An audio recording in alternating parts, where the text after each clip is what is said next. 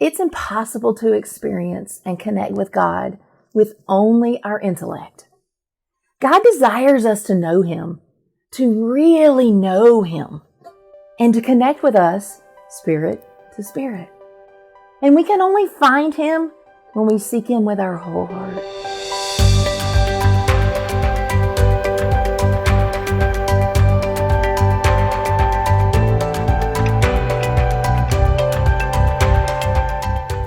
For almost 40 years, my religious programming interfered with my ability to experience God.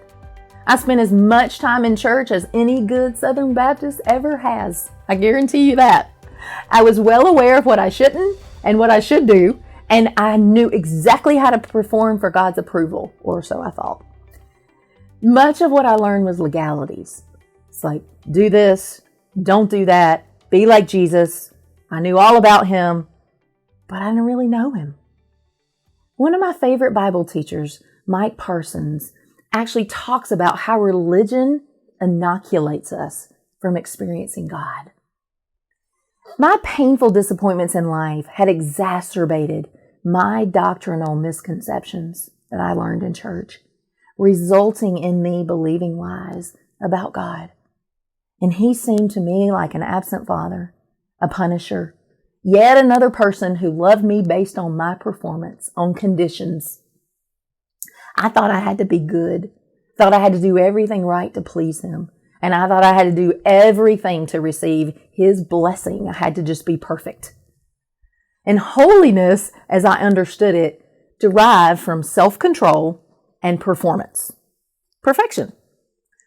And when we don't know who God really is and we don't have an intimate personal relationship with Him, we have a distorted view of ourselves and our life.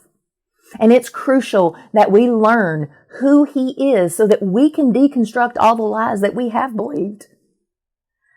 I set aside what I thought I knew about Him, and decided to get to know Him intimately and personally.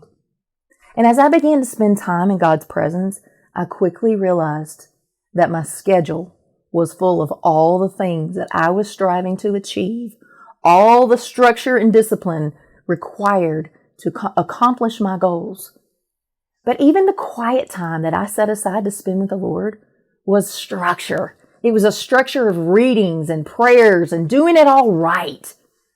And I wasn't experiencing God because I was slave driving myself through every minute of my life. And I realized that doing was my problem, especially because I was doing outside of Him. And I knew both the doing and the noise in my life had to be quieted and had to stop. I had to settle myself and find the quiet place where I could hear Him. And this discipline takes practice. And we're so accustomed to anesthetizing ourselves with the distraction of our world, our commitments, our activities, our work, our chores, that we don't realize how clamorous our lives have become.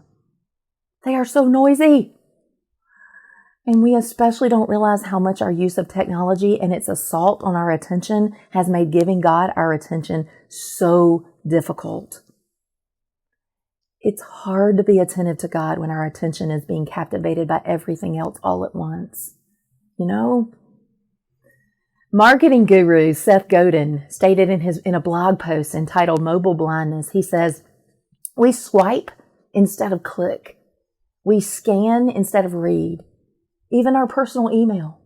We get exposure to far more at the surface, but we rarely dig in mobile blindness. The quick pass, the inability to linger and dig deep. It's just the next thing, the next thing, the next thing. Our attention is being held hostage and we don't see the bondage we're enslaved in and how it keeps us disconnected from God.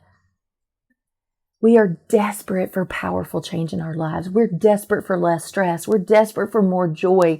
We are desperate for more purpose and meaning and fulfillment. And we are wired for connection. We crave fulfillment. We crave meaning. We long to know we are loved, that we're safe, and we desperately need to feel God's wisdom and guidance and His direction and His protection and provision in our lives. We want His healing, and we want to know the loving security of His arms. But we can't find more of Him when all we give Him is a flicker of our attention in a fragmented, compartmentalized self. He's not in the noise. He's not in the chaos. He's in the stillness. And we must become aware of what is battling for our attention and intentionally pursue His presence. When we awaken to the fact that we are being robbed and we get tired enough of it, we can decide to do something different.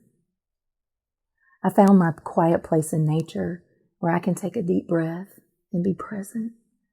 I spent more time in the places where my heart was most connected, most fully alive in nature, with animals, praise music, running, whatever brought my heart life, whatever breathed life into me.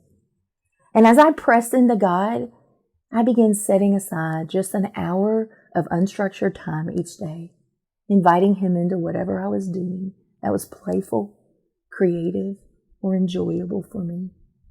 And He began showing up. And as I engaged His heart, He began to transform my mind, deconstructing religion and legality. And He became real to my heart. I wanted to know Him personally. I wanted the transformation that only He can do inside of me and in my life.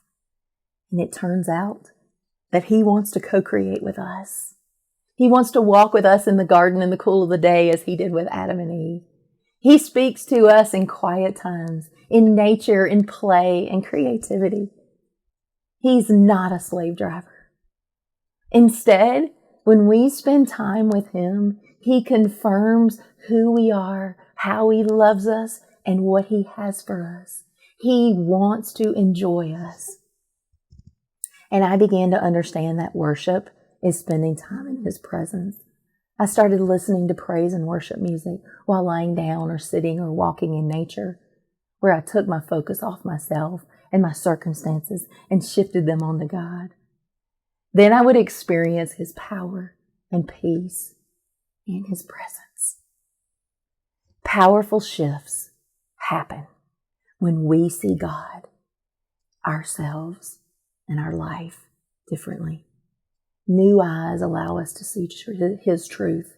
When we expand our awareness beyond what we've experienced in the past, when we see something else, something new, we can feel hope. There is light in the darkness. Possibilities exist where they didn't before. And now I understand that God is concerned with our holiness, but we don't earn it the way we thought we did. It's not about what we do or don't do. Instead, it's about encountering His love for us. When we get a revelation of His love for us, we respond to being loved. Our relationship shifts from seeing God as an acquaintance to a dear friend. And when we're in intimate relationship with Him, we are transformed. And so is our life, because His Holy Spirit performs heart surgery on us because of who He is and how He loves us. And this is what makes us holy. It's His holiness expressed in and through us.